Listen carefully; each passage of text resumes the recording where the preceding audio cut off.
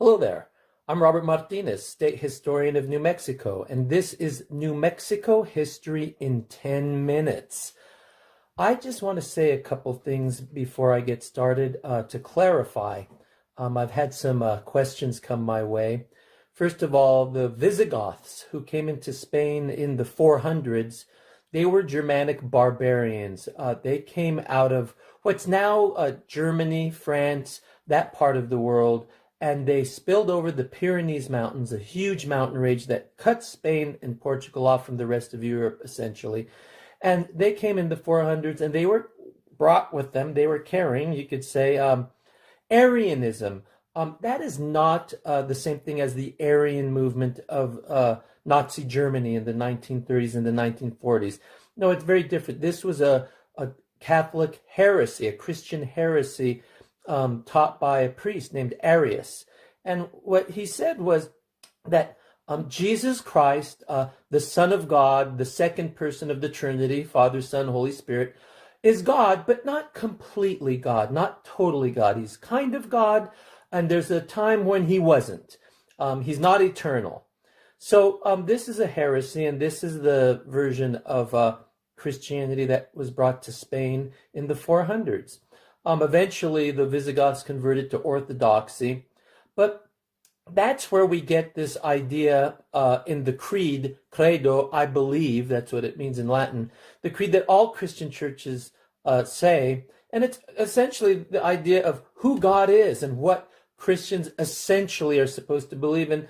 If you've heard it, it goes something like, I believe in one God, the Father Almighty, but when it gets to Jesus, it says, God from God, light from light, and if you didn't get it that time, true God from true God, begotten, not made, consubstantial with the Father, of the same substance as the Father, equal to the Father, the same. This was the Council of Nicaea in 325, really just hammering the point against Arius and his movement, okay? So that's where that comes from, and that's the movement that was in Spain, okay? So let's talk about Spain in Mexico. What's going on there? Let's remember, Spain had a 700-year conflict between Muslims and Christians, between Islamic people and Catholic people. And after 700 years of blending and coexisting and fighting and loving, in 1492, Spain says to the Jews and Muslims of the area, you either convert to Catholicism or leave. They had their reasons, probably a little harsh for us these days, but I like to tell people, please be careful not to judge our ancestors too harshly. It's like going to a foreign country. They did things differently over there back then. And the Catholics were afraid that the Jews might bring the Ottoman Muslim Turks into Spain. And whether that was a correct assumption or not, we don't know. But bottom line is Spaniards wanted to consolidate under one flag, and that flag was Spain, and that flag was also Catholicism. So once the Muslims were defeated at Granada in 1492, the Spaniards were on a roll. Think about the United States in the 1800s with manifest destiny, the idea that God chose the United States to reign from sea to shining sea. Well, the Spaniards invented it first, okay? What they thought was that God had chosen them because of their victories over Islam to rule the world, essentially. So by the time they get to Mexico, a generation after Columbus, they're on a roll, and they steamroll through the Aztec Empire and the Aztec city of Tenochtitlan. Can you say that? Tenochtitlan. Okay. Well, keep in mind, the first 15 years from about 1519 to 1535, this is the era of the Conquistador. This is when Cortes and his soldiers, they are getting land. They are being assigned Indians to pay them tribute. They are extracting mineral wealth, gold, silver, and they're becoming very wealthy. And with that wealth, there's a lot of power, okay? So keep that in mind. There's also the presence of the Roman Catholic Church. The religious orders were very much Catholic, and they were ruled by the Pope in Rome, but they were very competitive, and they could be quite different. You had Augustinians, you had Franciscans, Dominicans, and the order that got to Mexico first were the Franciscans. So they kind of held sway there. They had first pickings of who to convert, who to work with, and where to work, and where to establish themselves. And eventually Augustinians came, and Dominicans, and then later Jesuits, the Society of Jesus. But they're established in 1540 by Ignatius of Loyola, Inigo de Loyola. And think about how we Americans are about football. Who's your team? Oh, the Dallas Cowboys, or really, who's your Denver Broncos? Oh, my team's better than yours. Think about that. Just go back to the 1500s, and that's how it was. Oh, go Franciscans. No, I'm for the Dominicans. I hope those Dominicans really kick the Franciscans' butts when they get to South America. Well, that's kind of what it was like, and the Franciscans are there first. And that era of the Conquistador that ends in 1535, it results in Hernan Cortes being taken back to Spain in chains under arrest.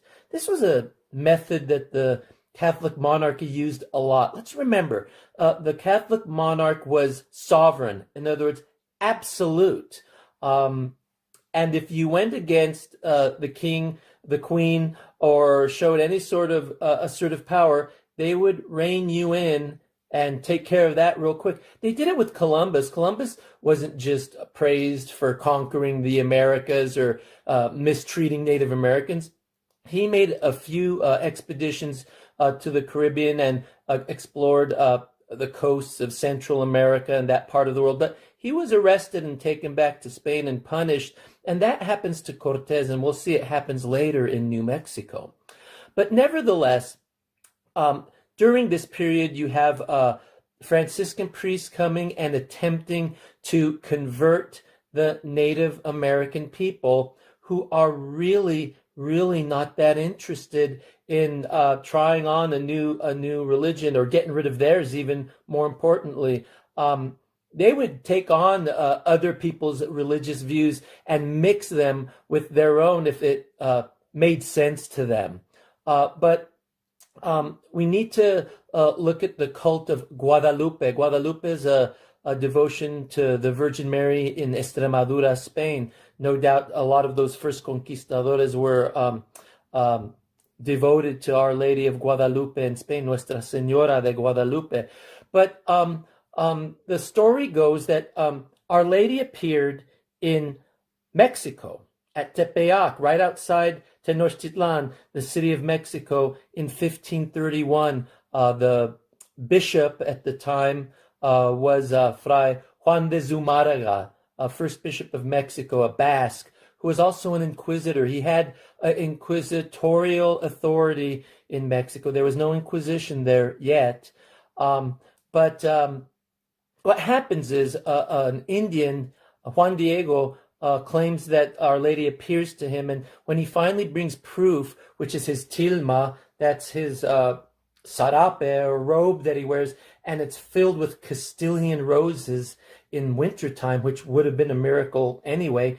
When he throws the roses down, there's an image of Our Lady of Guadalupe, who appears as a Native American girl. Okay, so this was important because this means that the new religion isn't just for the conquerors, it's also for the mestizo people, which are starting to grow, that population of half Indian and half Spanish, and for the Indians, okay? Because these people needed hope. Go back to that initial conquest and think about this. The Spaniards have about 400 men with them. Not a lot. The Aztecs could have wiped them out, but the Spaniards also had allies, Tlaxcalan and Cholulan, Indian allies. They also had certain advantages. They had horses. The Aztec native people had never seen horses, so this was very freaky to them. And the men were wearing armor, and they had steel swords, other weapons that they didn't have. They had clubs with obsidian rock, very formidable, but a sword could just cut through a human being, cut off limbs. Very dangerous weapon. They had the Spaniards had gunpowder. They had cannon. This was devastating. But probably even more significant was the fact that the Spaniards were carrying germs. They were carrying disease. The Spaniards didn't know it. It wasn't germ warfare like we know today. They weren't deliberately bringing disease. They had it. They had things like influenza, measles, smallpox, and people in Europe had died of those diseases, but they had developed immunities over the centuries.